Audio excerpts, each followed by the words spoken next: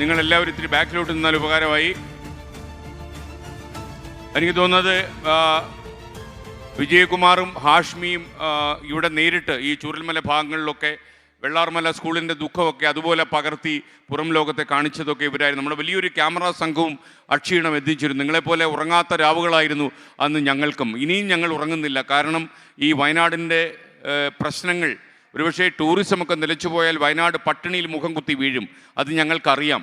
അങ്ങനെ ഒരു അവസ്ഥയിലേക്ക് വയനാട് പോകാതിരിക്കാൻ വേണ്ടി വയനാടിനെ ചേർത്ത് പിടിക്കുകയും വയനാടിൻ്റെ ലാവണ്യം, മനോഹാരിത, ടൂറിസ്റ്റുകളെയും വിനോദസഞ്ചാരികളെയും ഇങ്ങോട്ട് മാടി വിളിച്ച ആ സൗന്ദര്യം അതേപടി നിലനിൽക്കുകയാണ് എന്ന് നമുക്ക് ലോകത്തോട് പറയണം. ഞാൻ KR ഗോപികൃഷ്ണൻ 2 വാക്ക് പറയും നിങ്ങളോട്. വയനാട്ടിലെ എല്ലാ ജനങ്ങൾക്കും നമസ്കാരം. വയനാട്ടിലേക്ക് വീണ്ടും വരുമ്പോൾ ഇപ്പോൾ അവസാനം ഇവിടുന്ന് ചുരം ഇറങ്ങുമ്പോൾ ഈ ദുരന്തത്തിൻ്റെ നേർചിത്രം മനസ്സിൽ പതിയുകയും പിന്നീടത് റിപ്പോർട്ടിലൂടെ ലോകത്തെ മുഴുവൻ അറിയിക്കുകയും ചെയ്തവരുടെ കൂട്ടത്തിൽ ഒരാളായിരുന്നു ഞാനും. സത്യത്തിൽ വീട്ടിൽ ചെന്നിട്ട് ഏതാണ്ട് ഒരു 1-1.5 ആഴ്ചയോളം ഇതിങ്ങനെ മനസ്സിൽ, അത് ഒരു പ്രകടമായ ഒരു കണ്ണീരായിട്ടല്ലെങ്കിലും മനസ്സിലൊരു വിങ്ങലായിട്ട് എപ്പോഴും ഉണ്ടായിരുന്നു. ഇപ്പോൾ രാത്രി കിടക്കുമ്പോൾ പോലും അത് ഒരു അസ്വസ്ഥത ഉണ്ടാക്കിയെടുത്ത ഓർമ്മയായി നിന്നു.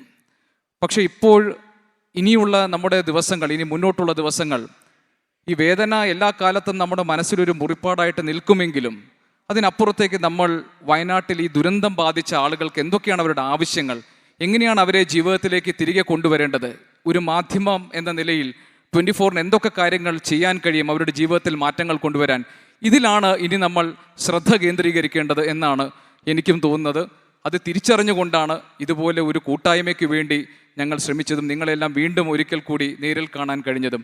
നേരത്തെ SKN സൂചിപ്പിച്ചതുപോലെ ഇത് വയനാടിൻ്റെ ഒരു ചെറിയ ഭാഗത്ത് സംഭവിച്ചതാണ് ഈ ദുരന്തം, ഈ പ്രകൃതിക്ഷോഭം. പക്ഷെ അത് ലോകമെമ്പാടുമുള്ളൊരു വേദനയായി നമ്മുടെ മുന്നിലുണ്ട്. അപ്പോൾ ഇതുകൊണ്ട് നശിച്ചു പോകേണ്ടതോ അല്ലെങ്കിൽ തിളക്കം കെട്ട് പോകേണ്ടതോ അല്ല വയനാട് എന്ന് പറയുന്ന ഈ സുന്ദരമായ ഭൂപ്രദേശം.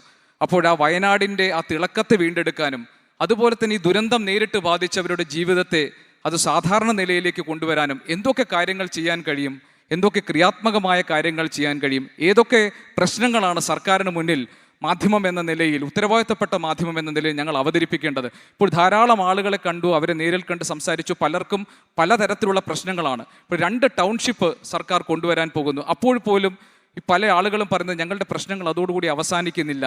യഥാർത്ഥത്തിൽ ഈ സഹായം കിട്ടുമ്പോഴും അല്ലെങ്കിൽ ഒരു പിന്തുണ കിട്ടുമ്പോഴും അത് തുല്യമായി ഞങ്ങൾക്ക് പലർക്കും കിട്ടുന്നില്ല. ഇങ്ങനെ പലതരത്തിലുള്ള ആശങ്കകൾ ജനങ്ങൾ പങ്കുവെക്കുന്നുണ്ട്.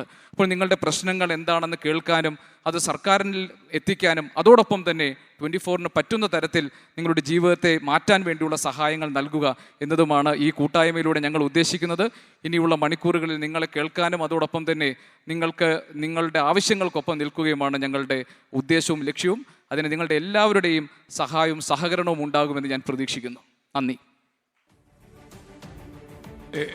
എന്തായാലും കണ്ണീരുണങ്ങാത്ത ഒരുപാട് ഓർമ്മകൾ നമുക്കുണ്ടാകും. പക്ഷേ നമുക്ക് ഈ ഓർമ്മകളെയൊക്കെ നമുക്ക് തൽക്കാലം ഇവിടെ ഉപേക്ഷിച്ചേ പറ്റൂ.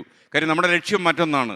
വയനാടിനെ നമ്മൾ ചേർത്ത് പിടിക്കുകയാണ്. നമ്മളിനി കരയുന്നില്ല, നമ്മളിനി ചിരിക്കാൻ ശ്രമിക്കുന്നു. നമ്മൾ പുഞ്ചിരിവട്ടത്തും അതുപോലെ ഈ ചൂരൽമലയിലും ഒക്കെ ഞാൻ പോയപ്പോൾ ആൾക്കാരുടെ മുഖത്ത് ചെറുതായിട്ടൊക്കെ ചിരിക്കാൻ അവർ ശ്രമിക്കുന്നുണ്ട്. അപ്പോൾ നമ്മളിനി സന്തോഷത്തിൻ്റെ വഴിയിലാണ്. നമുക്ക് വയനാടിനെ ചേർത്ത് പിടിക്കണം. അതുകൊണ്ട് എല്ലാവരും ഒരു പുതിയ ഊർജ്ജത്തിലേക്ക് കടക്കുന്നതിൻ്റെ ഭാഗമായിട്ട് നമ്മളൊന്ന് കൈയടിക്കുന്നു. അല്പനിമിഷങ്ങൾക്കകം ഫ്ലവേഴ്സിൻ്റെ ചെയർമാൻ ഗോകുലം ഗോപാലേട്ടൻ ഈ പരിപാടി ഉദ്ഘാടനം ചെയ്യും. അദ്ദേഹം എത്തിക്കഴിഞ്ഞു. അദ്ദേഹത്തിൻ്റെ വലിയൊരു കൈയടി കൊടുക്കുക. ഗോപാലേട്ടൻ കസേരയിൽ അല്പനിമിഷം ഇരിക്കുന്നു. അല്പനിമിഷങ്ങൾക്കകം നമ്മൾ ഇത് ആരംഭിക്കും. അപ്പോൾ നമ്മളിനി കരയുന്നില്ല എന്നുള്ളതാണ്. നമ്മളിനി ചിരിക്കുന്നു, നമ്മളിനി സന്തോഷിക്കുന്നു. നമ്മുടെ അതിജീവനത്തിൻ്റെ വഴിയിലാണ്. നമ്മൾ വയനാടിനെ ചേർത്ത് പിടിക്കുന്നു. അപ്പം നിങ്ങൾക്കൊക്കെ സന്തോഷിക്കാൻ വേണ്ടി നമ്മുടെ പ്രിയപ്പെട്ട 2 ഗായകർ നമുക്കിടയിലുണ്ട്. നിങ്ങൾക്ക് ഈ അവതാരകരെ മുഴുവൻ അറിയാമല്ലോ.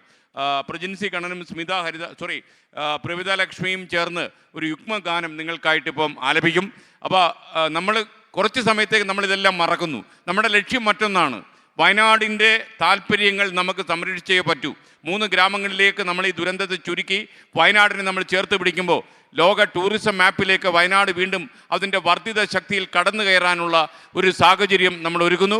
അപ്പം നിങ്ങളൊന്ന് കൈയടിക്കുക. ആ ടൂറിസം മാപ്പിലേക്ക് നമ്മൾ പോയി. ആ ടൂറിസം മാപ്പിൽ കുറേ അധികം വർഷങ്ങളായി വിരാജിച്ച ശക്തിയാണ് വയനാട്. ആ ശക്തി നമ്മൾ വീണ്ടെടുത്തുകൊണ്ട് സമാനതകളില്ലാത്ത ഒരു പുനർജീവനത്തിൻ്റെ കഥയുമായി നമ്മൾ മുന്നോട്ട് പോകുന്നു.